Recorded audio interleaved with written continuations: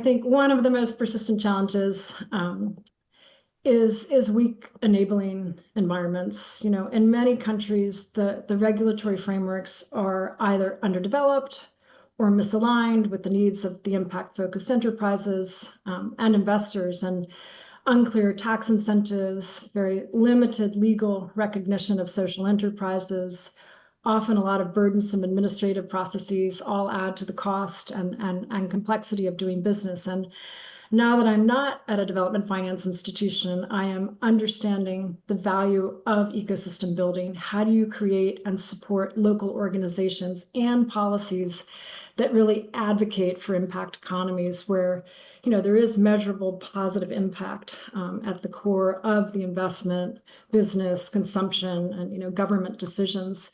There are a lot of actors focused on the supply of impact capital, but I really think the need is to also reinforce and build that enabling environment and the incentives for impact capital.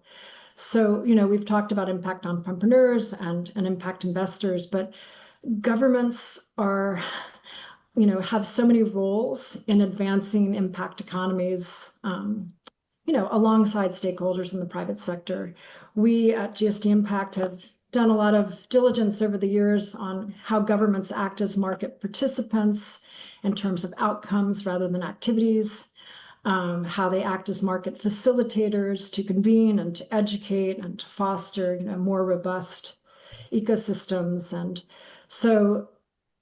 And some practical examples of this are, we have witnessed over the last 10 years, first from developed markets, but now moving into developing markets, government-enabled wholesale impact funds that highlight what the public sector can do as a market participant and facilitator by, stimulating the supply of capital for social and environmental good. These wholesale impact funds are large-scale investment vehicles or fund of funds that really channel capital through intermediaries rather than investing directly in an end beneficiary. And they're providing capital and capacity to local fund managers and financial institutions or enterprises that, in turn invest in impact-driven initiatives. So governments acting as regulators by facilitating the flow of private capital is the last way towards really, impact opportunities, sort of enabling and guiding.